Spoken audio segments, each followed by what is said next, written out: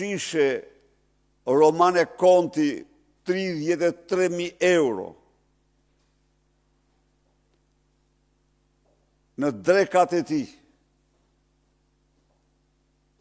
kërkon tani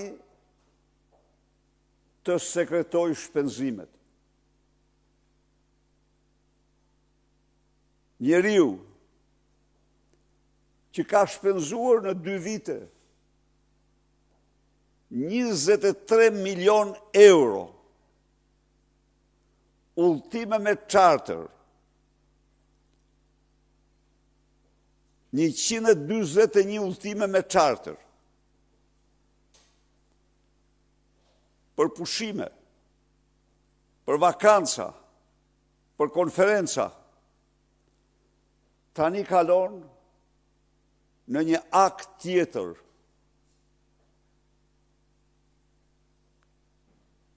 Që nuk ekziston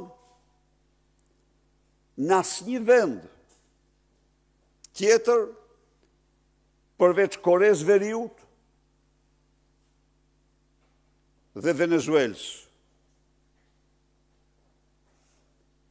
Edi Rama u thot shqiptarve, do t'u vjedh dhe ju të mos mirëni vesh.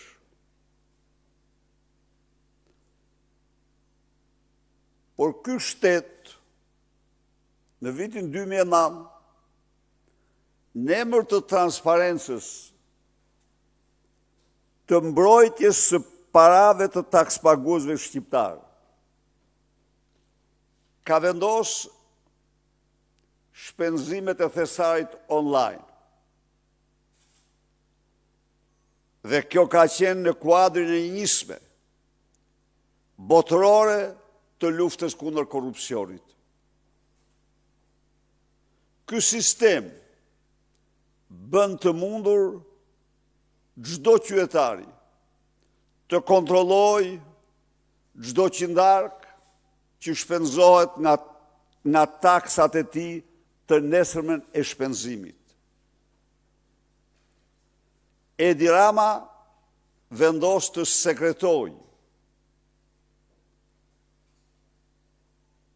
shpenzimet e tij vetëm për të mbuluar vjedhjet e veta dhe familjare të taksave të qytetarëve shqiptar. Ky është një apel dhe një kushtrim për çdo qytetar shqiptar të ngrihen kundër flamurtarit të vjedhjes në të gjithë historinë e shtetit shqiptar. Po, gjatë diktaturës, diktatori Enver Hoxha i kishte sekret shpenzimet dhe i kishte të pakufishme. Por diktatori Hoxha duhet të pranojmë se shtëpin 4-katshe të re që ndërtoi nuk e regjistroi as në emër të vetin, as të familjes tij. Jo, e regjistroi pronë shtetërore dhe ajo sot është pronë shtetërore. Njeriu që ka bërë 140 e sa udhëtime me avion taksi për veten e tij, dhe që akuzohet se me këta avion valizhe diplomatike ka transferuar 100 milion euro të drogës dhe trafiqeve, të bitcoinëve dhe të tjera. Akuzohet se ka transferuar ngarkesa droge, që refuzoi Komisionin Hetimor Parlamentar për hetimin e këtyre transfertave, që refuzoi Komisionin Hetimor Parlamentar për të verifikuar të dhënat që thonë se validve diplomatike të charterit e Edi Ramës janë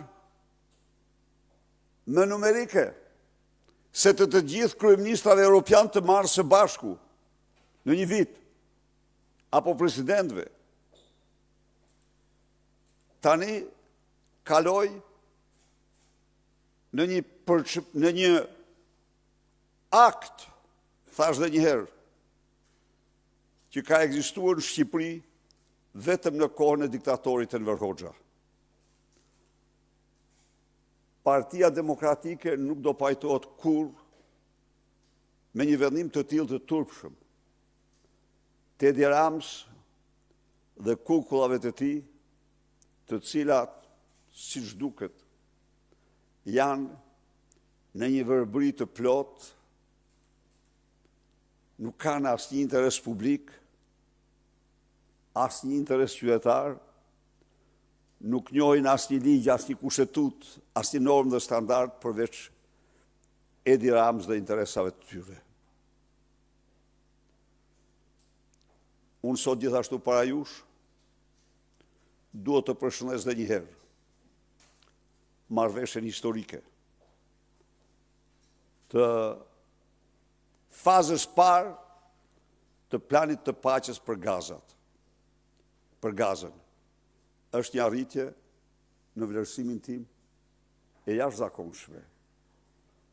Dhe uroj e shpresoj që fazat tjera të ndjekin fazën e parë dhe linja e mesme të dal nga spirali i konfliktit izraelitët dhe palestinezët dhe kombet tjera të jetojnë në paqë dhe prosperitet në këtë vend. Kjo është një meritë e jashtëzakonshme e presidentit Donald Trump, natyrisht edhe aktorëve të tjerë, të cilët ai vetë i citoi në njoftimin e kësaj marrëveshje, një arritje me një impakt të madh në paqen botërore. Faleminderit. Zoti Berisha, pavarësisht vendimit të gjykatës kushtetuese dje për pezullimin e dekretit presidentit për zgjedhjet e Tiranës, socialistët kanë marrë vendim që të vijojnë fushatën pasi sipas tyre zgjedhjet do të bëhen në 9 nëntor në Tiranë, sipas një vendimi të pritshëm në 31 tetor. Si e komentoni qëndrimin e tyre dhe është PD e përgatitur që të hyjë në këto zgjedhje me datë 9 nëntor në një rast të mundshëm? Pasi mori një goditje fatale nga vendimi i gjykatës kushtetuese, Edi Rama njoftoi se do vazhdoj në rrugën Xhaçka, do të bëj atë që bëri me Xhaçkën. Por i garantoj qytetarët e Tiranës se duke respektuar plotësisht vendimin e gjykatës kushtetuese dhe duke dënuar me forcën më të madhe edhe një herë aktin e shëmtuar të papërgjegjshëm të presidentit kukull të Edi Rams, asgjë nuk do mund të nxirret jashtë kuadrit kushtetues. Kjo është përgjigja ime. Zoti Berisha, vendimi i djeshëm i gjykatës kushtetuese që ju e përshëndetet, megjithatë duket se i lë gjërat në vend. Pra, kryebashkiaku i Tiranës vijon të jetë Erion Veliaj. A i lë kjo në vend të numëro aksionin opozitar dhe për të vijuar pyetjen e kolegëve, a mendoni se majoranca Edi Rama do ta respektojë vendimin e kushtetueses dhe nëse nuk e respekton, çfarë do të bëjë opozita?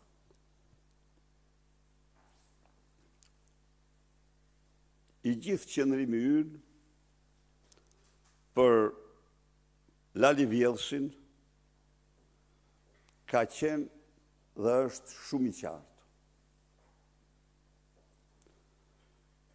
Ne protestuam ndaj një njeriu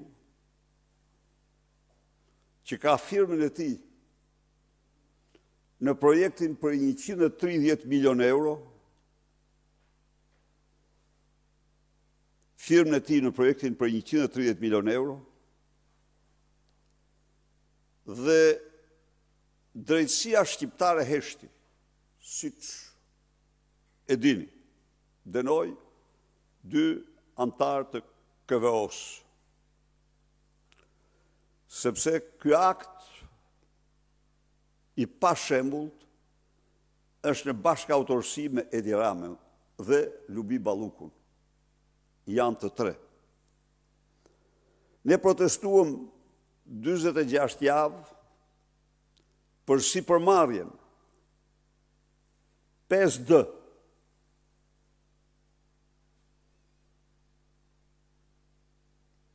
Mirë po, hoteli për 20 katësh i Qelqt